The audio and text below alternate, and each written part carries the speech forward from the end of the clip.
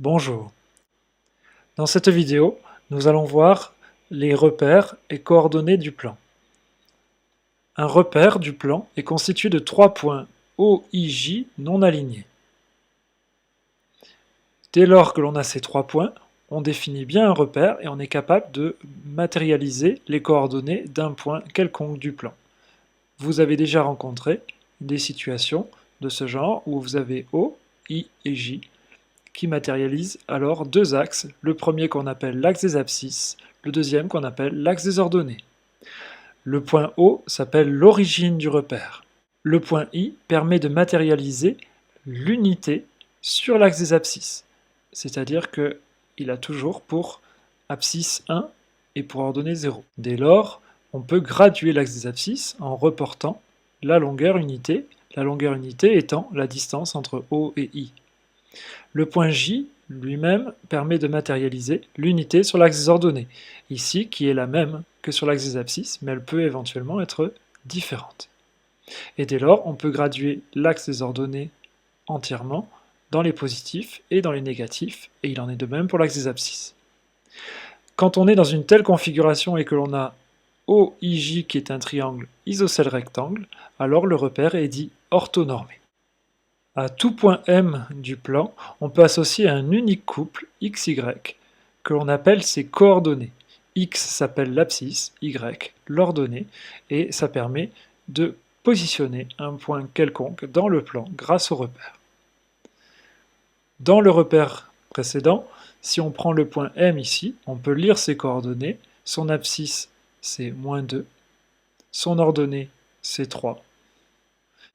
Et on peut noter les coordonnées du point M entre parenthèses, en commençant toujours par l'abscisse, et en séparant ces deux coordonnées, l'abscisse et l'ordonnée, par un point-virgule pour ne pas confondre avec les nombres décimaux.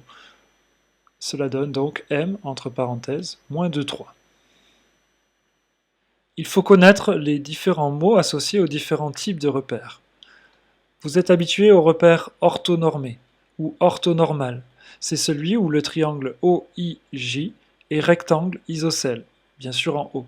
Il est rectangle ici et isocèle, c'est-à-dire que la distance OI est la même que la distance OJ. Les unités sur les deux axes sont les mêmes.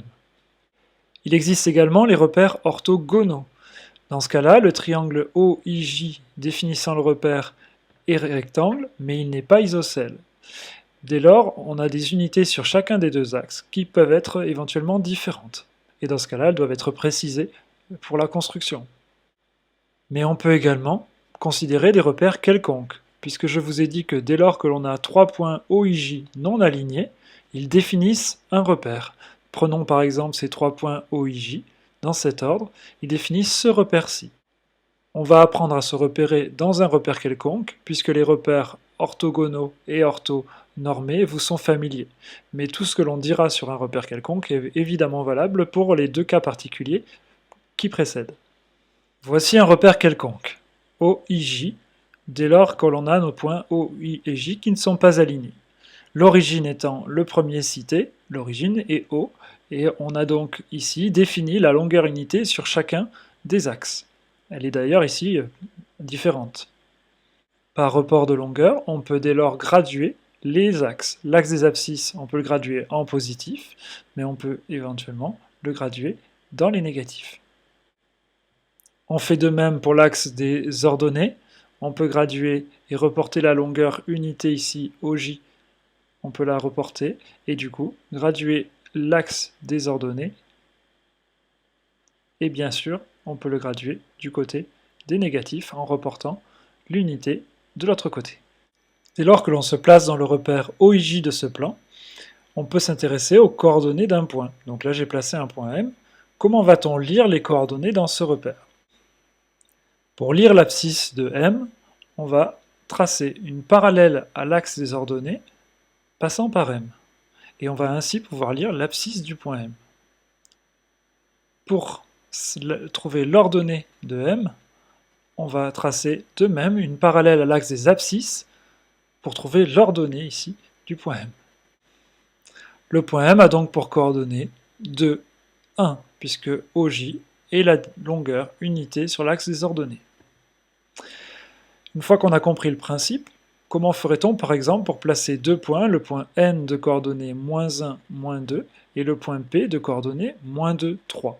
-1 étant l'abscisse de N, on va repérer -1 sur l'axe des abscisses et on va construire une parallèle à l'axe des ordonnées passant par ce -1. -2 étant l'ordonnée de N, on va faire une parallèle à l'axe des abscisses passant par ce -2 et on va donc repérer la position du point N. Le point N est donc ici à l'intersection de ces deux pointillés. Si on regarde à l'envers, N, quand on lit son abscisse, on trouve -1, quand on lit son ordonnée, on trouve -2.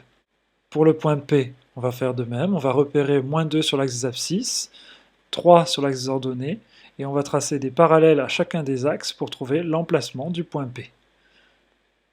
Pour les abscisses, ça va correspondre à cela. Pour l'ordonnée, ça va correspondre à ceci.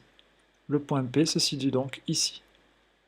Il faut apprendre à se repérer dans un repère quelconque, OIJ, même s'il n'est pas forcément orthogonal ni orthonormé. Cela présente des avantages pour certaines configurations et certaines démonstrations qui vont être finalement plus faciles en repère quelconque qu'en repère orthogonal ou orthonormé.